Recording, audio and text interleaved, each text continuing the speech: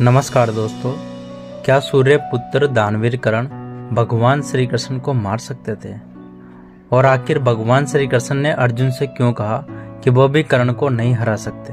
क्या कर्ण के पास कोई ऐसा दिव्यास्त्र था जो सुदर्शन चक्र से भी ज्यादा शक्तिशाली था? और आखिर क्या हुआ दोस्तों जब भगवान श्री कृष्ण ने अपना महाशक्तिशाली सुदर्शन चक्र को कर्ण के कवच पर चला दिया?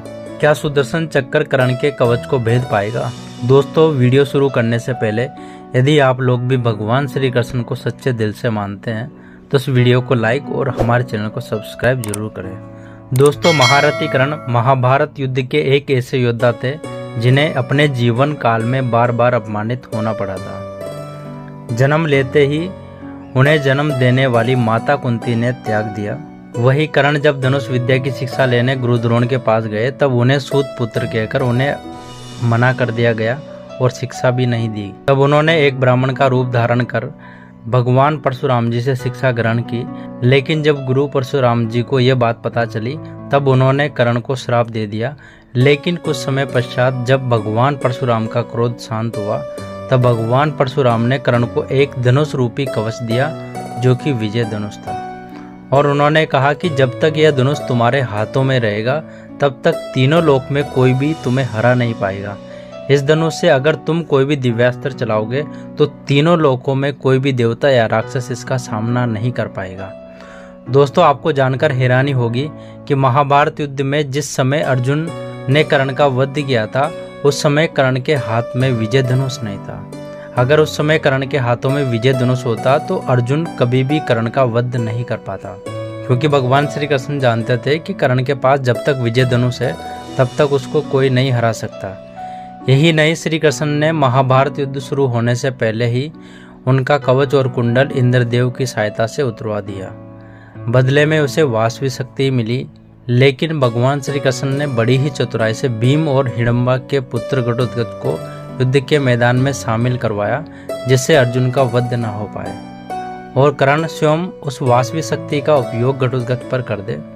वही दोस्तों, कवच और कुंडल जब तक कर्ण के पास था तब तक उसका कोई भी वध नहीं कर सकता था, क्योंकि वह साक्षात अमृत से बने थे। यहाँ तक कि सुदर्शन चक्र भी उसका कुछ नहीं बिगाड़ सकता था। वही अर्जुन का मनोबल बनाने के लिए और कर्ण का वध संभव हो जाए इसलिए भगवान श्री कृष्ण बार बार कर्ण की तारीफ भी करते थे, जिससे अर्जुन कर्ण से अपनी पूरी शक्ति से लड़ पाए। वही कर्ण के पास कई सारे दिव्यास्त्र भी थे, लेकिन कर्ण के पास कोई भी ऐसा अस्त्र या शस्त्र नहीं था जो श्री कृष्ण का वध कर पाए। तो ऐसे में सवाल ये उठता है कि क्या सचमुच कर्ण श्री कृष्ण जी को मार सकते थे या उन्हें युद्ध में हरा सकते थे? तो इसका जवाब तो आप सब जानते ही होंगे।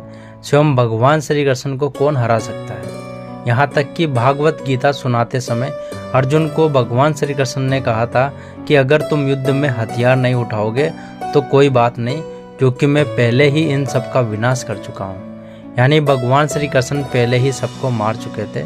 वह तो सिर्फ एक लीला थी जो साक्षात भगवान श्री कृष्ण की माया थी। इसके अलावा दोस्तों, क्या होता अगर भगवान श्री कृष्ण अपना महाशक्तिशाली सुदर्शन चक्र को कर्ण के कवच पर चला देते? क्या सुदर्शन चक्र कर्ण के कवच को भेद पाता? कुछ लोग कहते हैं कि सुदर्शन चक्र बड़ी आसानी से कर्ण के कवच को भेद सकता था, और कुछ लोग कहते हैं कि किसी भी अस्त्र से कर्ण के कवच को भेदा नहीं जा सकता था। यहाँ तक कि भगवान श्री कृष्ण के सुदर्शन चक्र भी कर्ण के कवच को भेद नहीं सकता था। तो आखिर क्या है सच? तो दोस्तों, हम जानेंगे इसको अगले भाग में। अगर आपको वीडियो अच्छा लगा है तो कमेंट में जय श्री कृष्णा जरूर लिखें, और अगर आप पहली बार हमारे चैनल पे आए हो तो हमारे चैनल को सब्सक्राइब और वीडियो को लाइक और बेल आइकन को दबाना ना भूलें, ताकि इसका अगला भाग जैसे ही आएगा तो उसका नोटिफिकेशन आप सबको सबसे पहले मिल सके। Thank you so much.